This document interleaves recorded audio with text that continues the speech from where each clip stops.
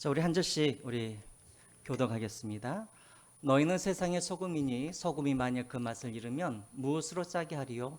후에는 아무 쓸데없어 다만 밖에 버려져 사람에게 밟힐 뿐이니라.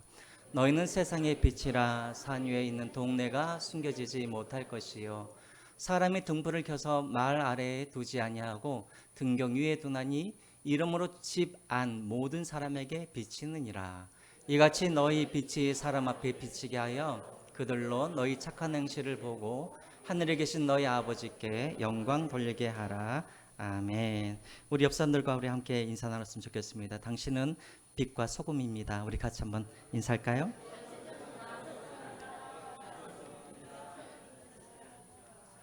소금입니다 하면서 막 이렇게. 자, 오늘 말씀의 주제는 이와 관련된 것입니다. 교회에서 세상으로라는 주제로 말씀을 나누겠습니다. 우리가 지난주까지 우리가 팔복에 대해서 말씀을 드렸죠. 여러분, 팔복은 복을 받기 위한 비결이다. 맞아요, 틀려요? 틀려요. 복을 받기 위한 비결이 아니라 이미 복받은 우리에 대해서 이야기를 하는 것이죠. 누가 복받은 사람인가? 누가 그리스도인인가? 그리고 누가 천국을 소유한 사람인가? 그러니까 그리스도인이란 누구인가? 이런 사람이라는 거예요. 심령이 가난한 자, 애통한 자, 온유한 자, 의에 줄이고 목마른 자, 또 긍휼히 여기는 자, 마음이 청결한 자, 화평케 하는 자, 그리고 의를 위하여 뭐하는 자, 박해받은 자.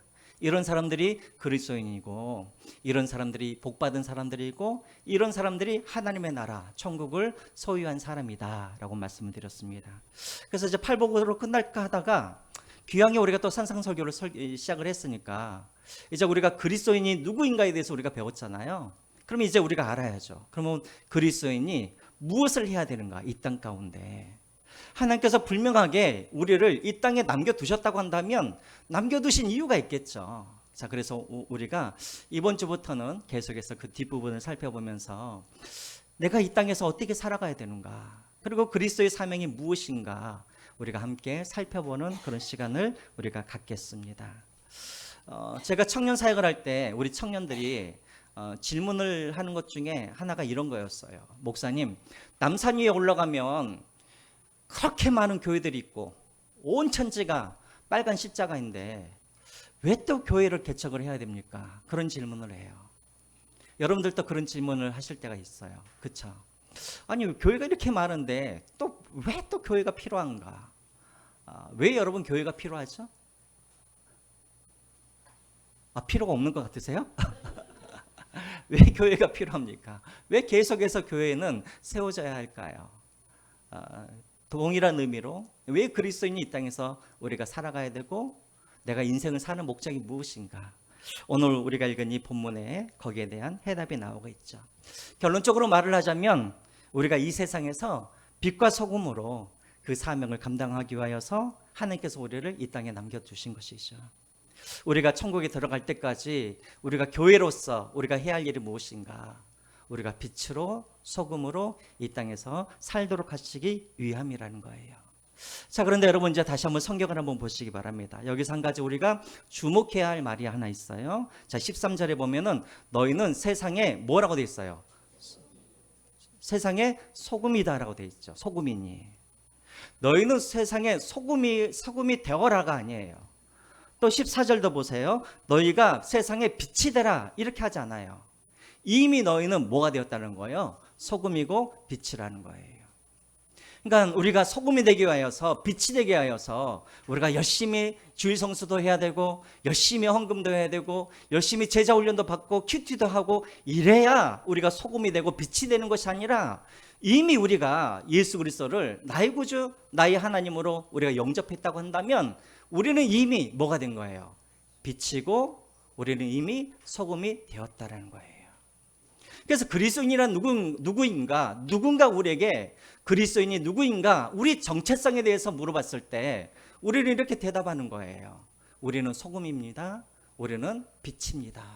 이게 바로 우리의 정체성이라는 거예요. 그래서 빛과 소금이 되는 것은 내 노력으로 되는 것이 아니라 예수 그리스도를 믿으면 그 즉시 우리는 뭐가 되냐면 빛이고 소금이 되는 거예요. 첫 번째 우리가 기억해야 할 것이 이것이고, 두 번째로 다시 한번 13절을 보시면 너희는 교회의 소금이니라고 되어 있습니까? 너희는 교회의 빛이라고 되어 있습니까?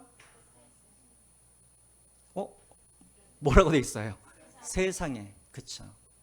절대 여기 13절과 14절에 보면은 너희들은 교회의 빛이 아니라 교회의 소금이 아니라 너희들은 어디에라는 거예요. 세상의 소금이요 세상의 빛이라는 거예요. 이 말은 뭐냐면 우리가 빛으로서 우리가 역할을 감당할 때 또 우리가 소금으로서 우리가 역할을 감당해야 될 때 그 사명을 이루어가는 그 현장은 어디냐면 교회가 아니라 어디라는 거예요. 세상이라는 거예요. 여러분 빛이 많은 곳에서는 빛이 빛다워질 수가 없죠. 또 소금이 되기 위하여서는 소금이 많은 곳에서는 소금이 필요가 없는 것이죠. 부패한 곳에 소금이 필요한 것이고 어두운 곳에 빛이 필요한 것처럼 우리가 소금으로서 우리가 빛으로서 역할을 감당하려고 한다면 우리가 어디로 나가야 되냐면 세상으로 나가야 되는 거예요.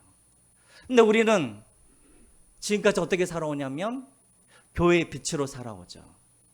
교회의 소금으로 살아오죠. 그러니까 우리는 교회 안에서는 우리가 선한 일을 해요. 교회 안에서는 잘 섬겨요. 교회 안에서는 친절해요. 그러나 세상으로 나아가면 그렇지 않아요.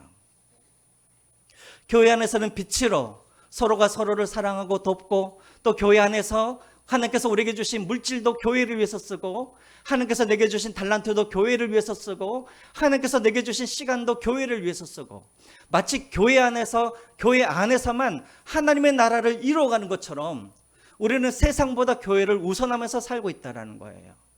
그러나 오늘 예수님께서는 뭐라고 그러냐면 너희들이 정말 빛이 되려고 한다면 너희들이 정말 소금의 역할을 감당하려고 그러면 교회가 아니라 어디로 나가야 된다는 거예요. 세상으로 나가야 된다는 것이죠. 여러분 우리가 항상 이것을 기억해야 한다는 거예요. 그래서 많은 그리스도인들이 교회 안에서는 참 열심히 하는데 세상에 나아가서는 오히려 게으르거나 태만하거나 세상과 금을 긋고 살려고 하는 분들이 많이 있죠. 오늘 이 말씀과 너무나 배치되잖아요. 그렇죠? 우리는 빛이에요. 소금이에요. 어디에서? 교회에서가 아니라 세상에서. 근데 그래서 우리가 교회 안에서 빛이 되지 말라는 말은 아니에요. 교회 안에서 소금 되지 말라는 말은 아니에요.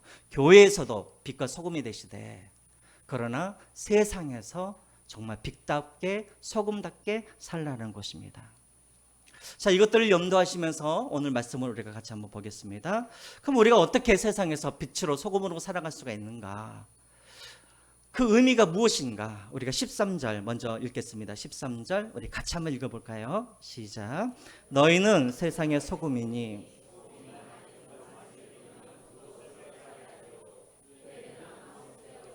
다만 밖에 벌어져 사람에게 밟힐 뿐이라. 여러분 소금이 하는 역할이 두 가지가 있어요. 첫 번째로는 소금이 하는 가장 중요한 역할 중에 하나는 부패를 방지하는 것이죠. 부패. 그렇죠. 저도 기억이 나는데 제가 어렸을 때 우리 어머니가 시장에 가서 이렇게 고등어나 생선을 사오시면 항상 먼저 이 소금으로 막 절여 놓으셨어요. 이걸 뭐라 그러죠? 염장이라고 하죠. 염장. 염장을 그렇게 지르셨어요. 이렇게 하면 염장.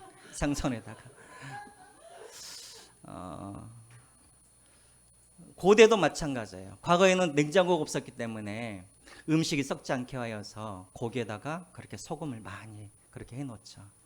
북한에서는 지금도 그렇게 한다 그러죠. 북한에서도 이렇게 땅을 깊이 파놓고 소고기나 돼지고기를 사오면 항상 이렇게 소금에다 절여가지고 그렇게 보관했다가 지금도 먹는다고 해요. 소금이 어떤 역할을 하냐면 그렇게 부패를 방지하는 그런 역할을 하는 거예요. 여러분 음식물이 부패하는 이유는 무엇이냐면 음식물 안에 뭐가 있냐면 미생물이 있기 때문에 그러는 거예요. 부패하게 만드는 미생물이. 소금을 집어넣으면 삼투압 현상이 일어나는 거예요. 다시 말하면 소금이 물을 빨아들여요. 물을.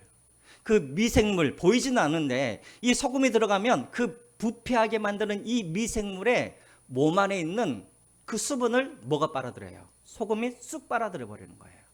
그래서 소금을 집어넣으면 그 미생물이 말라 죽어버려요. 그렇기 때문에 음식물이 부패하지 않는 거예요. 그러니까 우리가 배추도 절잖아요. 그렇죠? 소금을 넣으면은 물을 다 빨아들여 버리니까 탱탱하던 이 배추가 쪼글쪼글해지잖아요. 그렇죠? 소금이 바로 이런 역할을 한다라는 것이죠. 하나님께서 우리에게 소금이 되라고 하시는 거예요. 이 말은 뭐냐면 너희들이 방부제가 되라는 말이에요.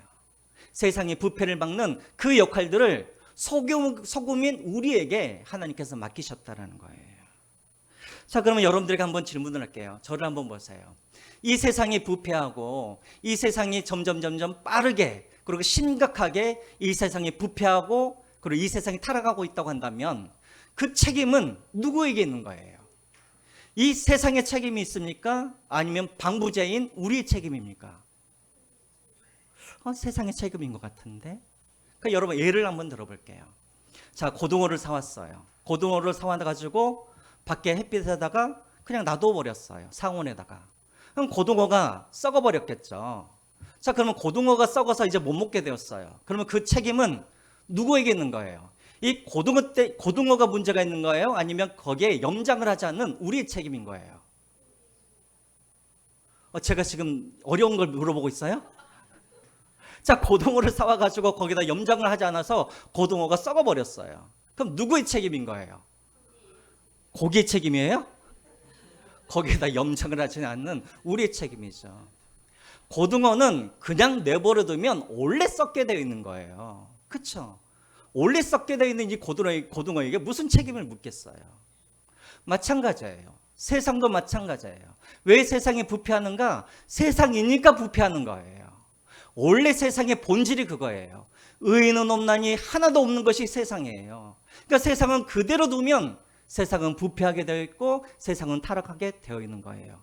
그런 세상이 부패하지 않도록 하기 위하여서 하나님께서 소금을 뿌리시는데 그 소금이 누구냐면 바로 우리라는 거예요. 그래서 여러분 세상이 부패하는 것은 원래 세상은 부패하게 되어 있는 거예요. 그럼에도 불구하고 세상이 더 부패하게 되어지고 빨리 부패하게 되어지고 더 타락하는 이유가 무엇이냐면 그것은 세상 때문이 아니라 소금인 우리가 그 역할들을 감당하지 못하기 때문에 그러는 거예요. 그래서 여러분 우리가 세상을 바라보면서 왜 세상이 저렇게 타락하고 저렇게 부패하는가? 세상의 책임을 돌려서는 안 돼요. 우리의 책임인 거예요. 목사님 그런 법이 어디 있습니까? 그런 법이 있어요. 창세기 18장에 보면은 실질적으로 그런 내용이 나오죠. 자, 창세기 18장에 보면은 하나님께서 천사와 함께 소돔을 멸하기 위하여서 하나님께서 길을 걸어가시죠. 자, 그때 아브라함이 하나님과 천사를 보고 자기 집으로 초대를 하죠. 그리고 음식을 대접합니다. 음식을 대접하는 중에 아브라함이 깨닫게 되어지죠. 지금 하나님과 천사가 소돔으로 가는 이유가 지금 소돔을 멸하기 위하여서 가고 계시는구나. 그런데 소돔에 누가 있어요? 아브라함의 조카인 롯이 있죠. 롯과 그의 가족이 있잖아요. 그러니까 아브라함이 창세기 18장 23절에 뭐라 그러냐면 따지는 거예요. 하나님 어떻게 소돔에는 의인도 있고 악인도 있는데 어떻게 그 소돔을 다 멸하실 수 있습니까? 하면서 따지기 시작해요. 그러면서 24절부터 아브라함이 하나님과 뭐래요? 딜을 하기 시작하는 거예요. 하나님, 의인도 있을 터인데 그러면 의인 50이 소돔에 있으면 그것을 멸하지 아니하시겠습니까? 라고 제안을 해요. 그랬더니 하나님께서 뭐라고 그러냐면 그래, 소돔에 악인 50이 있으면 내가 소돔을 멸하지 않겠다고 약속합니다. 뭐래요? 제가 왜 그랬을까요? 조나 벌려. 그래.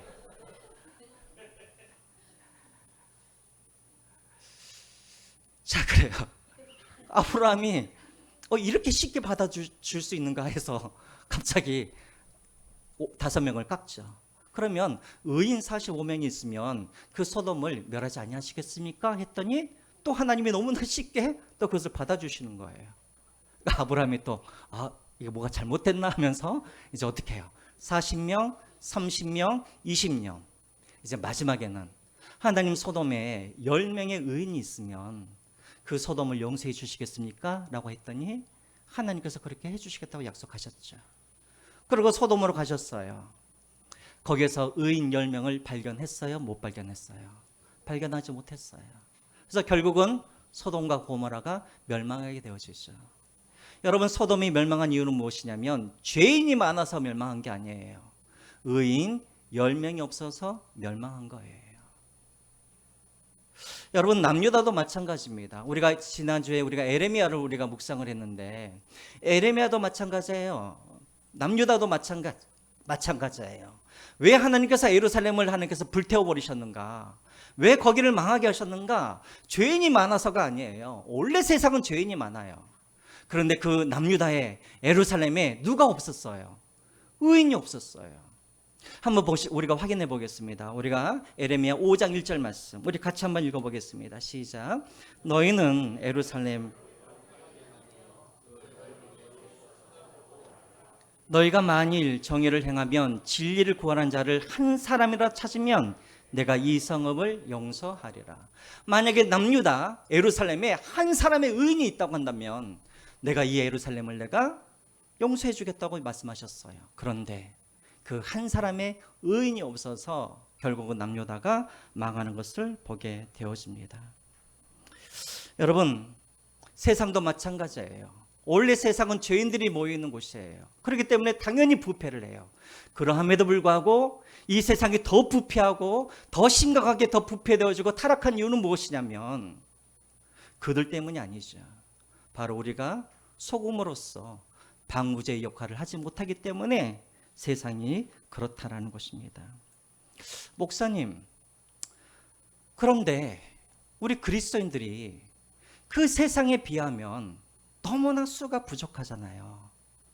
어떻게 우리가 부패한 그 세상을 우리가 부패하지 못하도록 할 수가 있겠습니까? 그래서 하나님이 소금 비유를 하신 거예요. 여러분, 고등어 한 마리를 부패를 방지하려고 그러면 양을 고등어만큼 그렇게 소금을 부어야 됩니까? 얼마만큼 부으면 될까요? 적당하게, 그렇죠. 염분이 딱 12%만 넣으면 되는 거예요. 12%. 여러분, 바다 물 썩어야 되잖아요. 근데 왜 바닷물이 썩지 아니할까요? 바다에 뭐가 있어요? 염분이 있어요. 몇 퍼센트나 될까요? 3%예요. 3%. 여러분, 왜 하나님께서 소금 비유를 하셨을까? 물론 부패를 방지하기 위함이기도 하지만 그렇게 많은 소금이 필요한 것이 아니라는 거예요. 3%면 12%면. 여러분, 그래서 우리가 역사적으로도 보면 로마가 그렇게 도덕적으로 윤리적으로 그렇게 타락했음에도 불구하고 AD 313년에 이 로마가 기독교를 국교로 받아들이잖아요. 그때 여러분, 로마가 이 기독교를 국교로 받아들였을 때 당시 로마인들이 몇 명이었냐면 600만이었어요. 그때 그리스도인들이 몇 명이었냐면 10%도 안 돼 있었어요. 그런 사람들이 로마를 변화시켜 갔다라는 거예요. 그러니까 여러분, 문제는 무엇인가?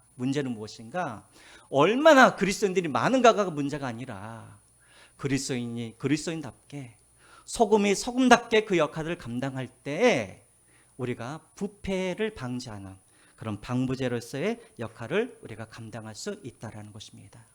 첫 번째, 왜 하나님께서 우리가 이 땅에 우리를 세워두셨는가, 남겨두셨는가? 첫 번째는 우리로 하여금 부패한 세상에서 그런 소금의 역할들을 감당하기 위하여서. 두 번째, 또 우리가 세상에서 소금으로서 우리가 어떤 역할들을 감당해야 되는가?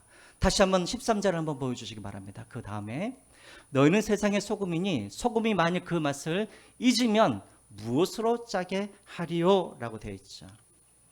여러분, 소금 맛이 안 나는 소금이 있습니까? 예? 혹시 그런 소금이 있나요? 소금이라고 써져 있는데 뿌려봤더니 짠맛이 안 난다. 그 언제 소금이 소금의 역할을 못할까요? 언제 짠맛이 안 나고 언제 이 소금이 그런 방부제 역할을 못할까요? 소금 그대로 남아있으면 안 되는 거예요. 반드시 소금은 어떻게 돼야 될까요? 녹아야 되는 거예요. 녹아서 스며들어야 짠맛이 나는 것이고 부패를 방지하는 것이죠. 여러분, 이것을 통해서 우리가 알 수 있는 것이 있죠. 우리가 어떻게 소금의 역할들을 감당할 것인가? 우리가 세상에 나아가서 낮아지고 섬기고 우리가 사라지고 우리를 통하여서 예수가 드러나고, 다시 말하면 내가 죽고 예수가 내 안에서 살아야, 그래야 우리가 소금의 역할들을 감당할 수 있다는 것입니다. 예수님도 한번 보십시오. 예수님도 어떻게 이 세상에서 어떻게 빛과 소금의 역할들을 감당하셨어요. 예수님은 한 번도 자신이 주목받으려고 한 적이 한 번도 없으셨어요. 예수님은 늘 죄인과 함께 동행하셨고, 예수님은 항상 섬김을 받기보다도 섬기셨던 분이셨고, 예수님은 항상 겸손하게 낮아짐으로 죄의 사역들을 감당하셨어요. 마지막에는 소금과 빛의 역할을 감당하기 위해서 마지막에 예수님께서 하신 일은 무엇이냐면 십자가에 달려서 죽으신 것이었어요. 마찬가지예요. 우리가 어떻게 이 세상에서 우리가 영향력을 미치는 그런 소금의 역할을 우리가 감당할 수 있을까? 우리가 죽어야 되는 거예요. 우리가 녹아야 되고, 그래서 자연스럽게 우리가 세상과 스며들어서 우리가 짠맛의 역할들을 감당해야 하는 거예요. 제가 아마 우리 성도님들도 아시겠지, 보면 제가 1990년도에 이제 제가 그때 대학 생활을 했었습니다. 1990년도에. 1990년도에 가장 유행했던 그런 신학 내지는 설교, 이게 뭐였냐면 영적 고지론이었어요. 그러니까 이런 거였어요. 청부론 들어보셨어요? 깨끗한 부자가 되자. 저는 그런 설교를 듣고 저는 자랐어요. 1990년도가 그때였어요. 가장 대표적인 사람이 누구였냐면 전병훈 목사님 같은 분들, 그리고 강중민 목사님, 그리고 또 이동원 목사님, 이런 분들. 저도 CCC에 속해 있었지만 김준곤 목사님도 그런 쪽에 속해 있었었죠. 뭐냐면 영적 고지론이에요. 우리가 어떻게 하면 우리가 세상에 영향을 미칠 수 있을까? 부자가 되어야지. 또 우리가 의사가 되고 변호사가 되고 국회의원이 되고 좀 우리가 좀 이렇게 사회에 영향을 미칠 수 있는 그런 자리에 가야 우리가 세상에서 그런 영향력을 미치는 그런 사람이 되지. 이게 바로 영적 고지론, 이게 청부론이었어요. 그래서 그때 얼마나 많은 제 또래, 그러니까 여러분들 지금 40대 50대 계신 분들, 그때 다 그런 설교를 듣고 우리가 자랐었어요. 그래서 젊은이들이 막 열광을 했죠. 그래, 국회로 가자, 우리가 의사가 되자, 변호사가 되자, 성공하자, 깨끗한 부자가 되어서 이 세상을 변화시키자. 우리가 그렇게 했었던 거예요. 또 그때 한참 유행했던 것이 왕의 제정이었죠. 왕의 제정. 왕의 제정도 겉으로 보기에는 되게 영적인 것 같지만 사실은 우리의 탐욕을 말씀으로 포장을 해서 나온 것이 왕의 제정이죠. 여러분 성경을 보세요. 어디 거기에 깨끗한 부자가 되어서 세상에 영향을 미치라는 것이 어디 나와 있어요? 물론 제가 여러분들에게 가난한 사람이 되십시오, 세상에서 별 볼 일 없는 사람이 되십시오, 이런 말을 하는 것이 아니에요. 정말 우리가 소금으로 영향을 미치려고 그러면 내가 죽고 예수로 살아야 우리가 영향을 미치는 거예요. 여러분 한번 생각을 해보세요. 여러분 우리 가정이 돈이 없어서 불행한 것 같습니까? 돈이 없어서 내 자녀가 불행한 것 같습니까? 겉으로 보기에는 그런 것 같지만 아니에요. 내가 가정에서 죽지 아니하고 내가 살아있기 때문에 그러는 거예요. 내가 죽지 아니하고 내가 살아있기 때문에 내 자녀들이 불행한 것이지, 돈이 없어서가 아니라, 내가 못 배워서가 아니라, 내가 좋은 직업이 없어서가 아닌 거예요. 가정에서 우리가 소금의 역할들을 감당하지 못하기 때문에 그러는 거예요. 소금이 되려고 그러면 어떻게 해야 되는가? 내가 죽고 예수로 살아나는 거예요. 표정을 보니까는 동의를 못 하시겠다는데, 그래도 목사님 부자가 되어야지, 그래서 영향을 좀 미쳐야지 그러시는 것 같은데, 부자도 되세요. 여러분 부자도 되시고 이렇게 좋은 이렇게 하시되, 그러나 성경에서는 그렇게 우리가 죽지 아니하면 절대 우리가 소금의 맛을 낼 수 없다라는 것을 예수님도 보여주셨고, 우리도 그 길을 우리가 걸어가야 한다라는 것이죠. 그렇게 살아가시기를 주님의 이름으로 부탁드립니다. 자, 이제 다음은 빛입니다. 빛. 그럼 우리가 어떻게 빛으로 우리가 살아가야 되는가? 14절 우리 한번 보겠습니다. 14절 우리 같이 한번 읽어볼까요? 시작. 너희는 세상의 빛이라. 산 위에 있는 동네가 숨겨지지 못할 것이에요. 지금 하나님께서, 예수님께서 우리를 뭐라 그러냐면 너희들은 세상의 빛이라는 거예요. 그리고 너희들은 산 위에 있는 뭐라는 거예요? 동네라는 거예요. 그래서 여러분 지나가다 보시면 어떤 교회 이름이 그런 교회 이름이 있어요. 산 위에 있는 동네 교회라고 있어요. 교회 이름이 그거예요. 산 위에 있는 동네 교회. 그러니까 하나님께서 우리를 뭐라고 부르셨냐면 너희들은 빛이다. 그리고 너희는, 교회는 뭐냐면 산 위에 있는 동네다라고 말하는 거예요. 그럼 왜 하나님께서 우리를 산 위에 있는 동네라고 말씀하셨을까요? 왜 그래요? 세상보다 높아지기 위하여서? 뭐 하기 위하여서? 그래서요. 산 위에 있으면 감출 수가 있어요? 못 감춰요? 감출 수가 없기 때문에 그러는 거예요. 다시 말하면 너희들이 빛이지, 너희들은 산 위에 있는 동네지, 그러면 드러내라는 거예요. 드러내라는 거예요. 15절 말씀도 마찬가지예요. 15절. 우리 같이 15절도 한번 읽어볼까요? 15절 시작. 사람이 등불을 켜서 말 아래에 두지 아니하고 등경 위에 두나니 이러므로 집안에 있는 모든 사람에게 비치느니라. 자, 등불을 켰어요. 저게 말이 무슨 말이에요? 이 말. 되가 10개면은 한 말이 되는 거죠. 그림 한번 보여주시겠어요? 그림 있나요? 없어요? 네. 말, 이 드럼통만한 그런 말. 등불을 켜놓고 그 말을 갖다가 덮여두면 되겠습니까? 안 되겠죠.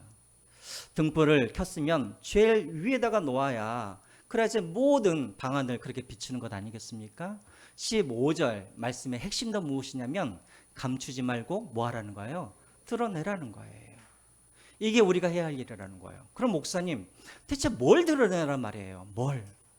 내가 드러낼 것도 별로 없는 것 같은데 뭘 드러내라는 것입니까? 16절에 나와 있죠. 16절 우리 마지막으로 한번 읽겠습니다. 시작. 이같이 너희 빛이 사람 앞에 비치게 하여 그들로 너희 무엇을? 착한 행실을 보고 하늘에 계신 너희 아버지께 영광을 돌리게 하라. 여기서 중요한 게 뭐냐면 착한 행실이라는 거예요. 여러분, 여기서 말하는 착한 행실은 우리가 세상에 나아가서 정직하게 살고 그 다음에 거짓말하지 아니하고 사기치지 아니하고 이런 것들도 착한 행실이라고 우리가 말할 수 있지만 원어 성경에 보면 이 착한이라는 이 단어는 어떤 의미냐면 옳다 내지는 선하다, 아름답다 이런 의미를 가지고 있는 거예요. 왜 하나님께서 우리를 세상에 두시고 우리를 빛으로 우리를 산 위에 있는 그런 마을로 하나님께서 우리를 그렇게 사용하시기를 원하시는가? 산 밑에 있는 많은 세상 사람들에게 우리로 하여금 드러내게 하는 거예요. 뭘? 옳은 행실을, 아름다운 행실을. 그럼 목사님 대체 옳은 행실, 아름다운 행실이라는 게 뭘까요? 이거예요, 여러분. 세상에서 아름다운 가정이 어떤 가정일까요? 세상 사람들이 물어봤을 때 우리 가정을 보시면 아름다운 가정이 이런 가정입니다라고 소개하는 거예요. 이해가 되세요? 세상이 어떻게 해야 자녀 교육을 하는 것이 옳습니까? 라고 그렇게 물었을 때 우리 교회처럼 또 우리 가정처럼 이렇게 교육하는 것이 옳고 아름다운 것입니다 하면서 보여주는 것이 이게 착한 행실이라는 거예요. 이해가 되시나요? 더 나아가서는 이거예요. 어떤 정치 형태가 선하고 아름다울까요? 민주주의가 옳습니까? 아니면 사회주의가 옳습니까? 둘 다 아니에요. 교회가 그것을 보여주는 거예요. 교회가 이렇게 정치를 해야 이것이 아름다운 정치입니다. 이것을 보여주는 것이 교회의 역할이라는 거예요. 어떤 것이 올바른 경제 정책입니까? 자본주의를 따라가는 것이 올바른 정책입니까? 아니면 공산주의를 따라가는 것이 올바른 것입니까? 아니요. 교회가 그 해답을 제시한다는 거예요. 경제는 교회처럼 그리스도인들처럼 이렇게 해야 그래야 아름다운 경제 정책입니다라고 보여주는 거예요. 왜요? 우리가 믿고 있는 이 하나님이 어떤 하나님이시니까? 이 천지 우주 만물의 주인이시고 그렇기 때문에 그 하나님의 뜻대로 되어져 가는 것이 올바른 정치고 하나님 뜻대로 되어져 가는 것이 올바른 경제 정책이고 하나님의 뜻대로 되어져 가는 것이 바른 교육이기 때문에 그것을 누구에게 보여줘야 되냐면 바로 우리가 보여줘야 된다는 거예요. 근데 여러분, 오늘날 한국 교회를 보세요. 교회가 세상에게 보여줘야 되는데 교회가 세상을 따라가고 있죠. 민주주의가 오르니 사회주의가 오르니 공산주의가 오르니 자본주의가 오르니 오히려 교회가 세상의 심리학을 받아들이고 오히려 교회가 세상의 그런 어떤 경제 철학이나 세상의 철학을 받아들이고 세상의 경영 방식을 받아들이고 그래서 서로 경쟁하고 이것은 올바른 방법이 아니라는 거예요.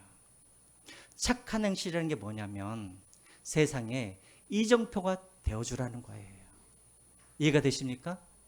그래서 여러분, 교회는 어떤 곳인가? 교회는 산 위에 있는 마을이에요.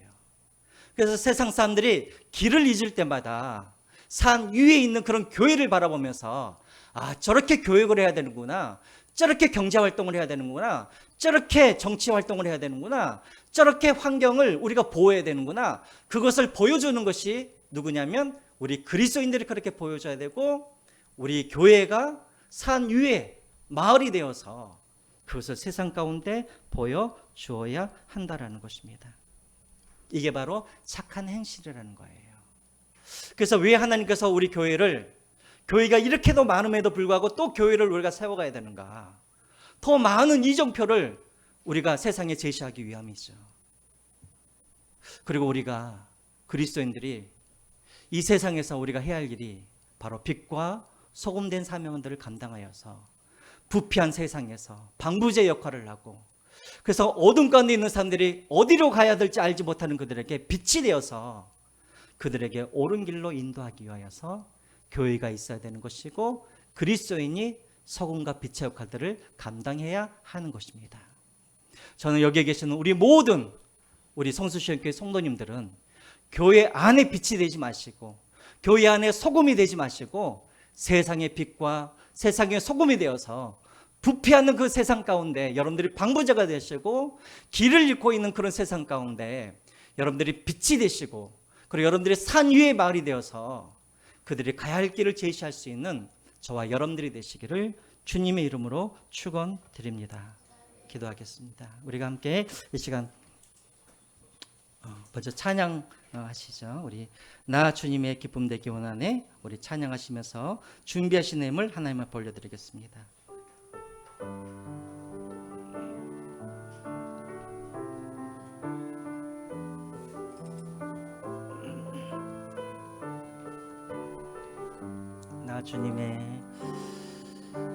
나 주님의 기쁨 되기 원하네.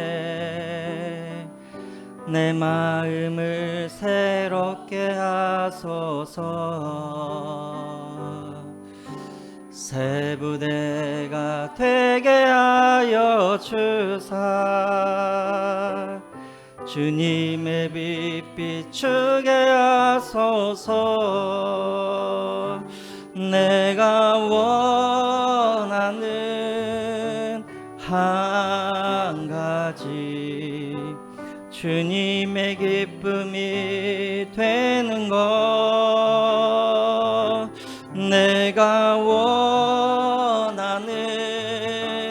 한 가지 주님의 기쁨이 되는 것. 겸손히 내 마음 드립니다. 겸손히 내 마음 드립니다.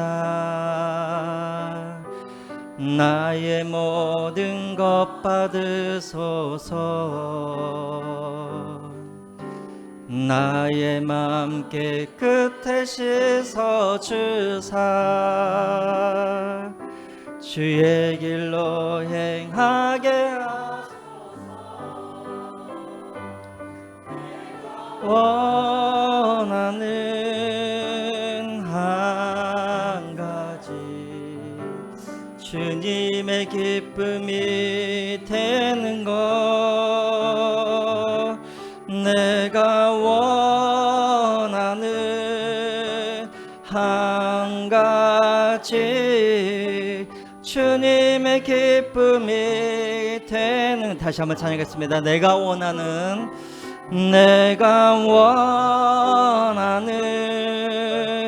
한 가지 주님의 기쁨이 되는 것,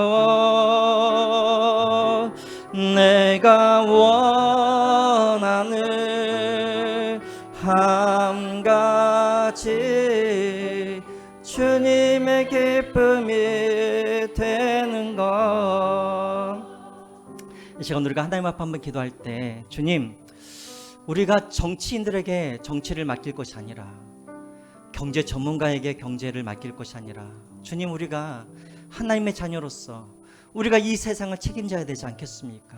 주님, 우리가 빛과 소금된 삶들을 감당케 하여 주시고, 그래서 내가 죽고 예수로 살게 하여 주셔서 부패한 이 세상 가운데 방부제가 되어지는 그런 삶을 살게 하여 주시옵소서. 또 빛이 되게 하여 주셔서 예수 그리스도 그 빛을 내가 감추지 않게 하여 주시고, 갈 길을 알지 못하는 사람들에게 자녀 교육을 어떻게 해야 되는지, 어떤 가정이 건강한 가정인지, 어떤 부부관계가 좋은 그런 부부관계인지, 더 나아가서는 어떻게 이 나라의 민족을 이끌어가야 되는지, 그것들을 제시할 수 있는 그런 우리 교회, 우리 한국교회가 되게 해달라고 이 시간 우리 함께 한번 기도하시고요.